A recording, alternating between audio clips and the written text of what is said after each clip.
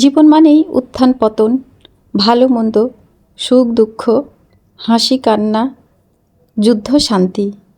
এভাবেই আমাদেরকে বেঁচে থাকতে হবে, এভাবেই আমাদেরকে টিকে থাকতে হবে।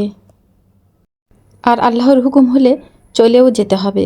তবে যেটুকু সময় বেঁচে থাকবো, যুদ্ধ করেই বেঁচে থাকবো, এই মন মানসিকতা নিয়েই আমাদেরকে থাকতে হবে। তাহলে খুব সহজেই দুঃখ কষ্টকে জয় করতে পারবো। আসসালামু আলাইকুম।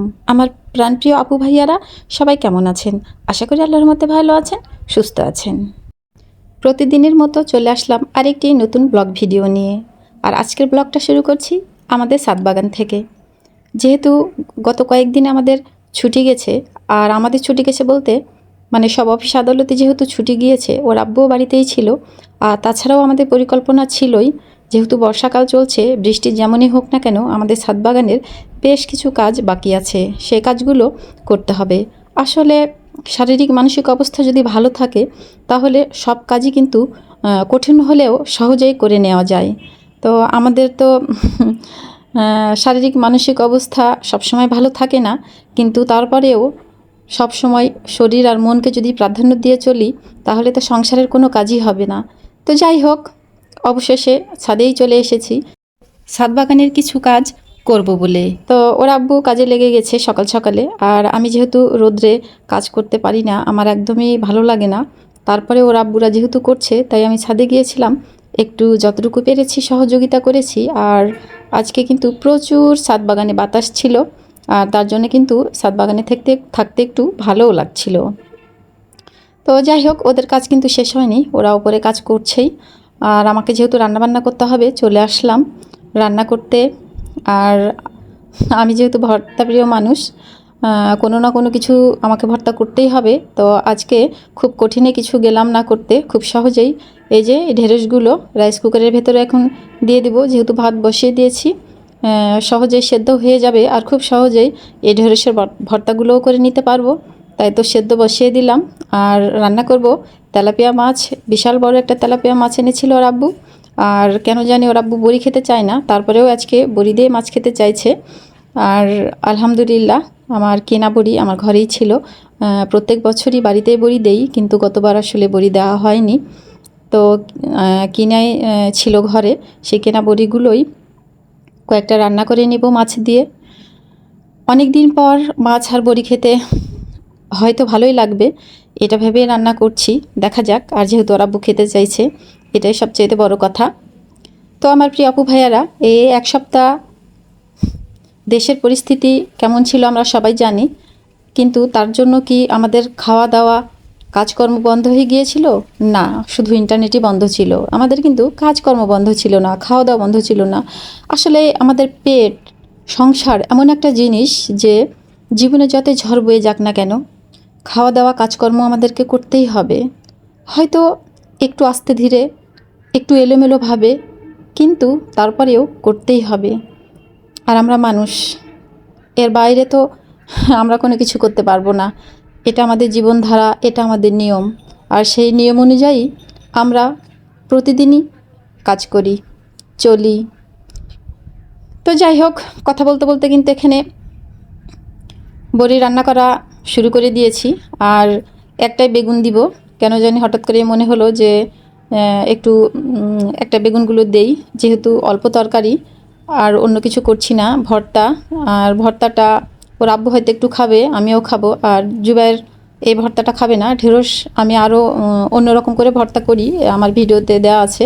তো ওইভাবে ভর্তা করে দিলে জুবাইর খেত, কিন্তু আজকে ওই যে খুবই অল্প যেহেতু রান্না করবো আর সহজে ভর্তাটা করে নিব, তাই আমি আমার মতো করে খুব সহজে ভর্তাটা করে নেওয়ার জন্য সেদ্ধ করতে দিয়ে দিয়েছি।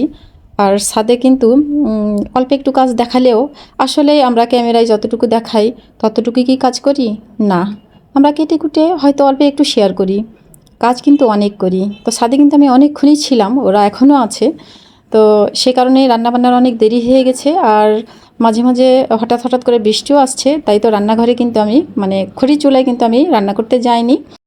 আর আমার গ্যাসও শেষ হয়ে গিয়েছে, ওর আব্বুকে যদিও বলছি তো গ্যাস এনে দিচ্ছে না, আমাকে বললো যে তুমি ইলেকট্রিক চুলা বের করো, করে রান্নাবান্নাগুলো করো। তো এই জন্যই আমি ইলেকট্রিক চুলা বের করেছি, আর ইলেকট্রিক চুলায় রান্নাগুলো করে নিচ্ছি। তো আমার কিন্তু কথার ফাঁকে ফাঁকে আমি কাজও করে নিচ্ছিলাম, যেহেতু আমরা কাজটা আগে করি ভয়েসটা পরে দিই। আমার কিন্তু রান্না করা হয়ে গেছে, এখন আমি ভর্তাটাও করে নিচ্ছি। আর এরকম করে ভর্তা খেয়ে কিন্তু দেখবেন এই ভর্তাটা বানানো একদমই সহজ আর খেতে কিন্তু অসাধারণ। আর আমি যেহেতু ভর্তা পছন্দ করি, তাই আমার কাছে সব ভর্তাই খেতে ভালো লাগে। আশা করি আমার প্রিয় আপু ভাইয়ারা আমার মতো করে সব ধরনের ভর্তা একবার ট্রাই করবেন। একটু খেতে যদি নতুনত্ব নিয়ে আসা যায়, একটু যদি অন্যরকম কোনো কিছু নিয়ে আসা যায়, তাহলে কিন্তু খেতে বেশ ভালোই লাগে। তো যাই হোক, ভর্তা করা কিন্তু হয়ে গেছে।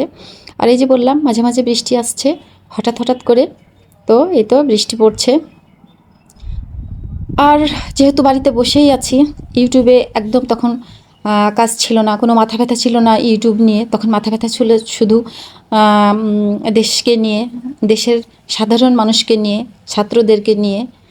তো সেই ক্ষেত্রে বসে বসে বৃষ্টি দেখাটাই কাজ ছিল। আর তখনই মনে হলো যে শুধু বৃষ্টি আমি একাই দেখব কেন, একটু ভিডিও ক্লিপ রেখে দিই। আমি তো জানি যে আমাকে আবার ইউটিউবে ফিরে আসতে হবে। জীবন যেহেতু জীবনের মতোই চলবে, যতই যাই হোক না কেন। তো সে কারণে আমি একটু ভিডিও ক্লিপটা নিয়ে রেখেছিলাম। আর এই যে এটা হচ্ছে বিকেলবেলা যেটুকু বৃষ্টি হয়েছে, আলহামদুলিল্লাহ। কিন্তু ওই বৃষ্টিতে আমার ছাদ বাগানের কোনো উপকার হয়নি। আর যেহেতু ছাদের কাজ করছি, সামনে আরও কাজ করব, এই জন্য কিন্তু আবার চলে এসেছি বিকেলে ছাদে। এই তো পানি দিয়ে নিচ্ছি। আমাদের ছাদ বাগানের অনেকগুলো কিন্তু বড় বড় এই টবগুলো গাছ লাগানো বাকি আছে। মানে আগে গাছ ছিল, গাছগুলো নষ্ট হয়ে যাওয়ার পরে আর লাগানো হয়নি, কারণ প্রচণ্ড খরা গেল। এত খরাতে গাছ লাগালে গাছটিকে রাখা কঠিন হয়ে যাবে, অনেক পরিচর্যা করতে হবে। সে কারণে তখন গাছ লাগানো হয়নি। তো এখন অনেকটা আবহাওয়া নর্মাল, তাই তো এখনই গাছগুলো লাগিয়ে দিব। আর তার জন্য সবগুলো পাটি কিন্তু এভাবে পানি দিয়ে ভিজিয়ে রেখে দিলে আগামীকালকে খুব সহজেই মাটিগুলো নামানো যাবে, সার দেওয়া যাবে। তো যাই হোক, একটু একটু করে অবশ্যই আমার আপু ভাইয়াদের সাথে শেয়ার করব আমার ছাদ বাগানের কাজ। আর এখন কষ্ট করে যদি কাজগুলো করে রেখে দিতে পারি, তাহলে ইনশাল্লাহ আগামীতে ফল পাবো, তখন কিন্তু সব কষ্ট ভুলে যাব। তো যাই হোক, আমার প্রিয় আপু ভাইয়ারা, আমার ভিডিওটা এখানেই শেষ করব। ইনশাল্লাহ ফিরে আসবো আগামীতে নতুন কোনো ব্লগ ভিডিও নিয়ে। ততক্ষণ পর্যন্ত সবাই ভালো থাকেন, সুস্থ থাকেন। আল্লাহ হাফেজ।